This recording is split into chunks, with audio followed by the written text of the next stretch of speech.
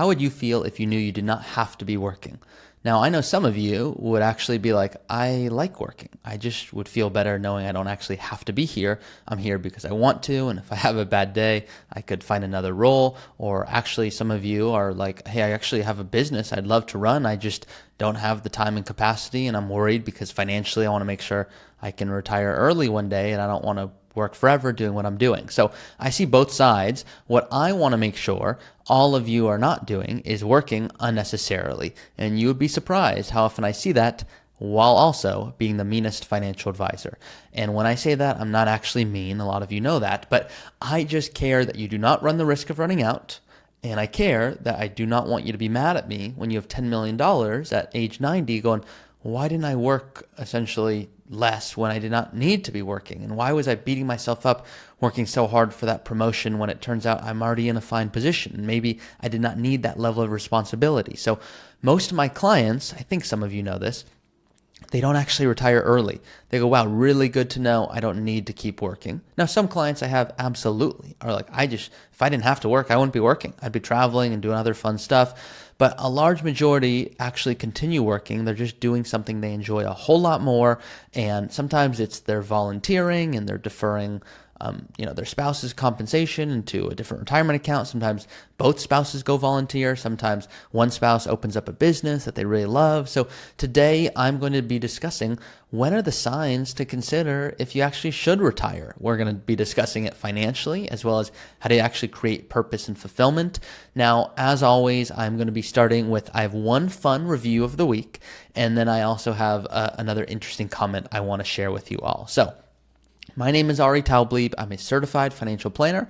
I'm the host of the Early Retirement Podcast, and I'm the vice president at Root. So if you're watching this on YouTube, I invite you to subscribe for more content. If you are listening on the podcast app, I encourage you to continue listening. Some of you tell me that you listen while you work out. You've actually sent me a few images of you listening to the podcast with the logo pulled up on your phone saying, yep, I'm working out listening. Kudos to you.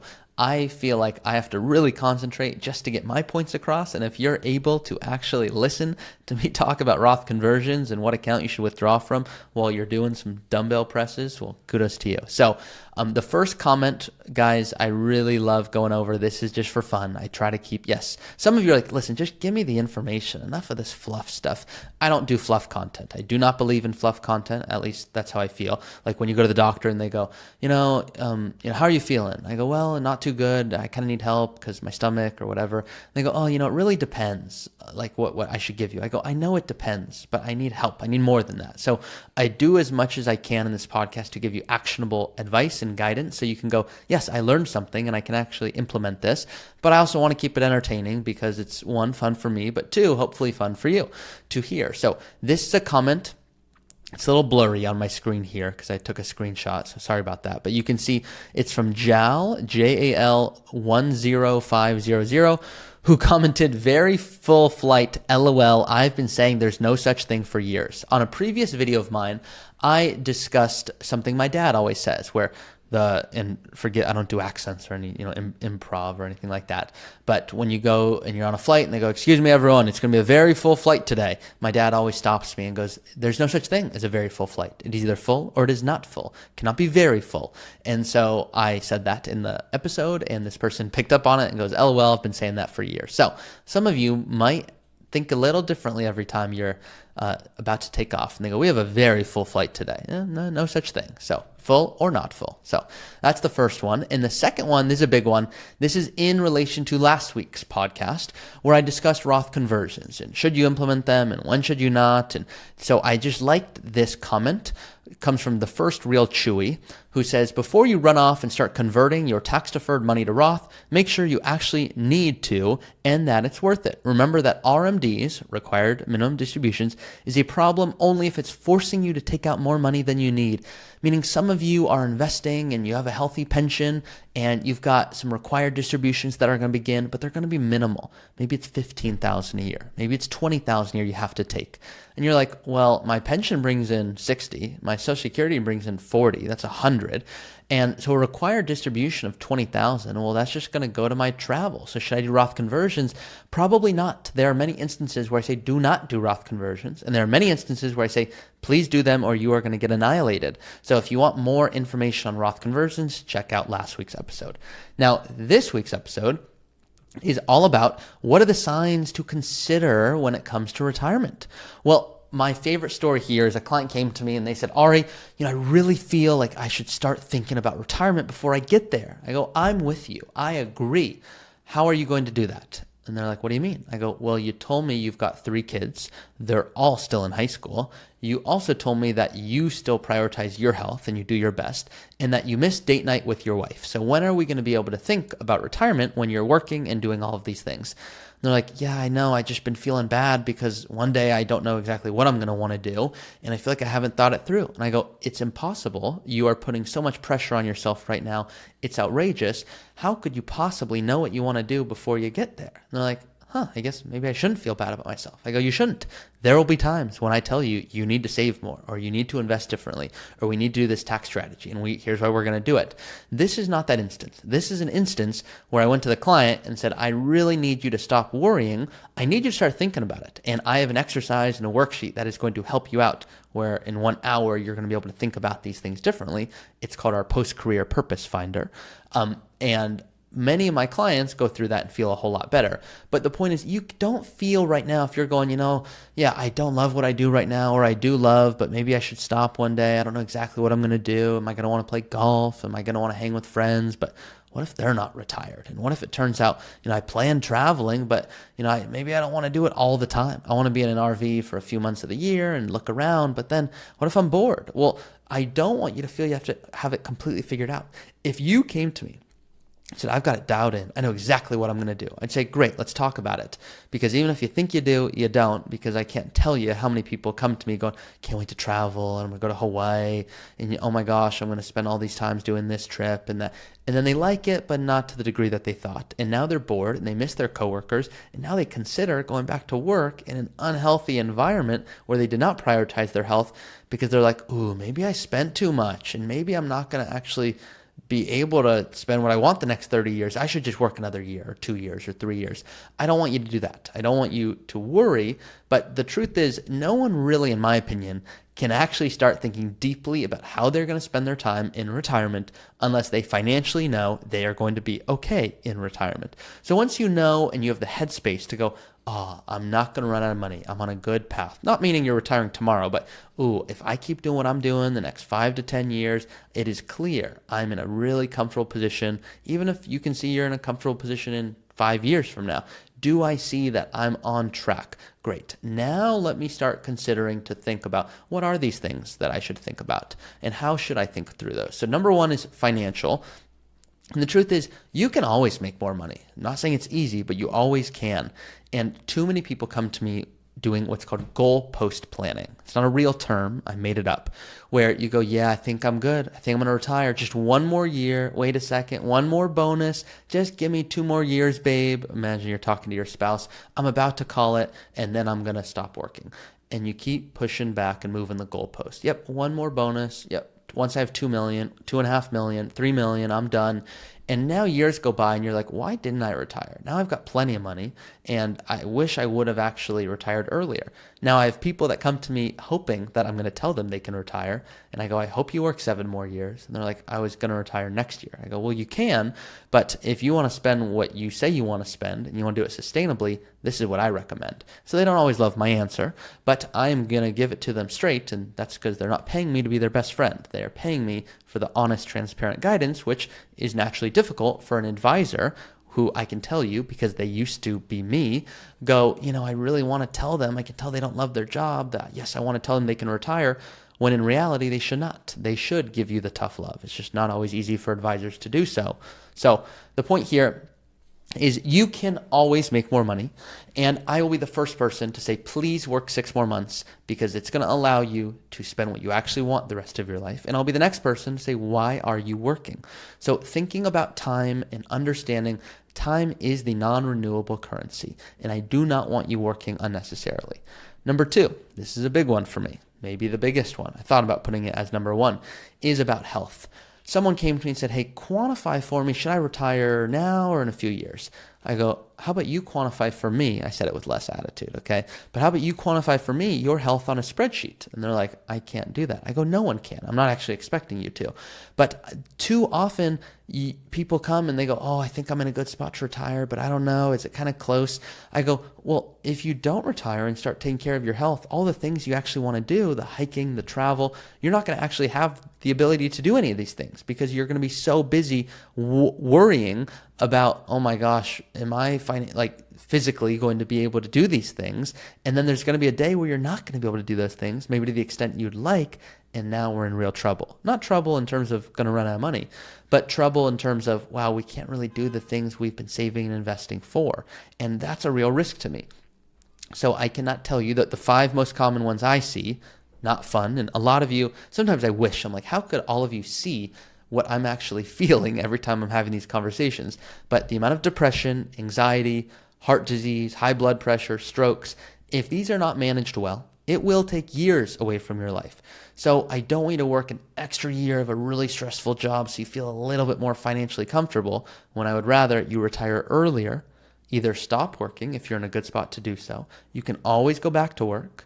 Or you might go, you know what, turns out, Ari, I'm in a great spot and I believe you. I'm not going to go back to work. I have X degrees of confidence based on our projections. And what if I do live longer? And what if I do spend more? And what if healthcare goes up and taxes go up? And turns out all these things occur. If I'm really unlucky, do I still have to go back to work? And I find most people just want to know that. They just want to know what's called their recreational employment. Are they working because they want to or because they have to? Now, I recognize everything I'm saying is easier said than done. I'm just saying it. To actually do it is a different story. I believe you can actually do it when you see what are you on track for. So those of you that are listening that are current clients, you know we're showing you these projections. You know you have access, you have that clarity.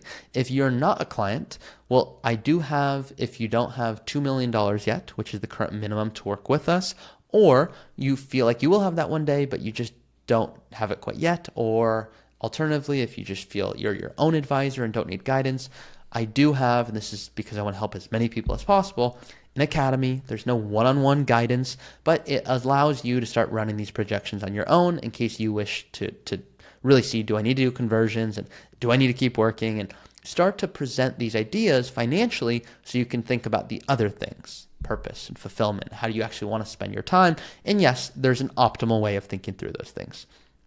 Number 3 here, spend more time with friends and family. This is easier said than done as well. But I see a lot of people that go, ooh, I'm at about $1.4 million, and if I just keep saving, investing, I'm going to be at my $2 million goal pretty soon. And they take some more responsibility at work, and they spend less time with friends and less time with family. And they never discuss with friends and family their retirement goals. And so I encourage you inside your community to go, hey, what are we all thinking for retirement? Not because you're all going to retire at the same time. I know you won't. But so that you go, ooh, this feels interesting. Okay, so you're thinking about retiring a little earlier and you're not. And I think I'm probably going to spend more time when I'm in retirement hanging out with you because I like you more.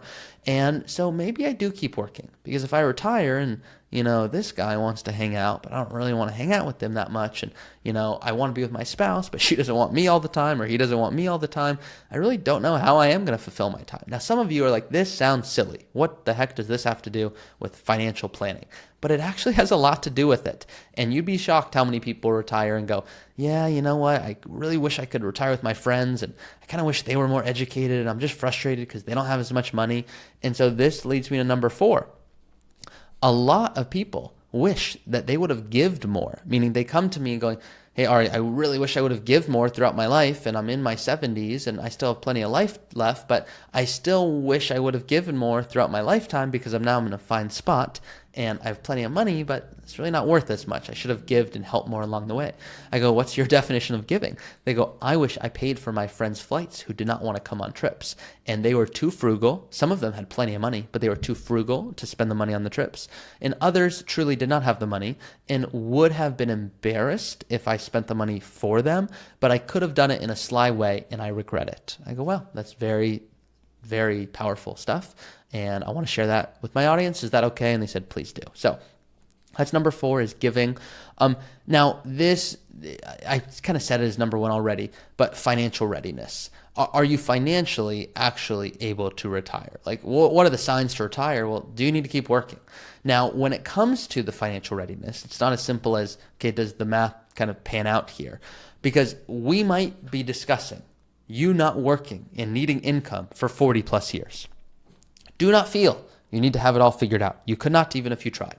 But if you are 55, thinking about an early retirement in the next few years, if you're in your early 40s, thinking about what might retirement look like, maybe you've sold a very concentrated position and you have a lot of equity and you're still interested in financial planning and you want to optimize, but you don't know, should you stop working? All these different factors are coming up. Well, the truth is, you've been working for a very long time. That's why you have what you have today. And you're going to struggle with the biggest thing, which is how am I going to spend this money? Because you're naturally understanding the value of saving, of investing well. That's what got you to where you are today. And I do not expect someone to just flip that switch and all of a sudden no longer have that desire to save. That's not how it works. What happens is you actually need to become a successful spender. Too many people are underspenders or overspenders, not successful spenders. And a good advisor should come to you and go, here's the most amount of money that I want you to spend this year. If you don't at least spend this amount, I'm going to be angry because I told you and you told me specifically to keep you accountable based on your feedback of your financial goals, which were, if you remember, to not die with $10 million. That was not your goal. But now you're only spending this amount. And so if you keep only spending this amount, you're going to be on track for this amount. Is that what you want? And they go, oh, no. I go, well, here's what we need to have happen. We need you to be spending a whole lot more. And there will be other times where I'm going to ask you to spend less. For example, markets are doing really well. I'm going to ask my clients, hey, that's that trip you've been talking to me about. I need you to go take it. I want you to enjoy it. I don't want you to think twice. And if you want to see an extra week, please do. There will be other times where you're going to go, I want to take extra trips and buy a car this year and get a new hot tub and do this.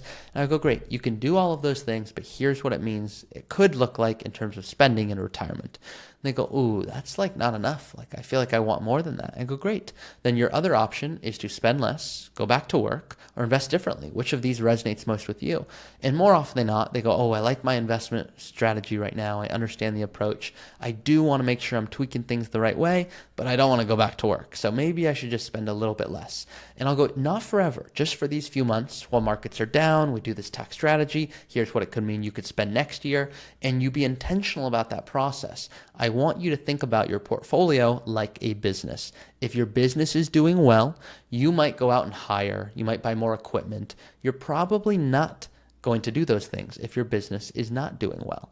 That's what most people do regardless. Most people retire, take income whether markets do well or not do well, close their eyes and hope it turns out. Now, I recognize you still need income, don't get me wrong, but I don't want you to feel that you just get to spend the same amount every single month for the rest of your life, because life doesn't work that way. You are a human, not a robot. At the same time, there are going to be times I'm going to want you to spend more, so you're going to love me. There's going to be times I want you to spend a little less, not forever, but temporarily, and you don't have to. For example, I once came to a client and asked them to cut their expenses from $9,000 a month to $8,200, so $800 less, for 3 months to execute a tax strategy. They did not want to. I said, that's okay. Here's the impact it would have on your plan.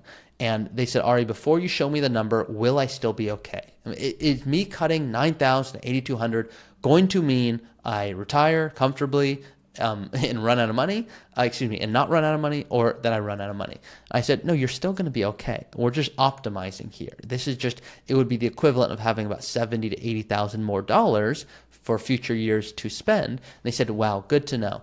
These few months, I've got a really important wedding for my child. I'm using the extra money. I said, great, go do it. So I want my clients to spend and enjoy their lives. I just need them to understand the trade-off. So someone said to me once, what is your philosophy in one sentence as an advisor? And I said, my job is to quantify trade-offs so my clients understand the magnitude before they make a decision.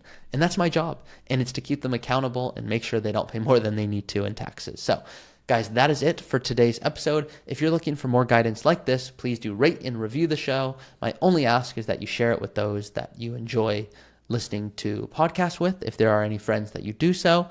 And then, of course, if you are looking for one-on-one guidance, this is what we do here at Root. At the same time, you can go ahead and get my Early Retirement Academy. If you are looking for specific guidance for your situation, now it doesn't come with one-on-one support from me. This is very much built for those that don't have $2 million yet, will one day, or those that want to be their own advisor. So not perfect for everyone, but it's a solution that's an available one if you, of course, are still looking for that next level of support while listening to the podcast. So hopefully you guys all enjoy these, and I will see you next week.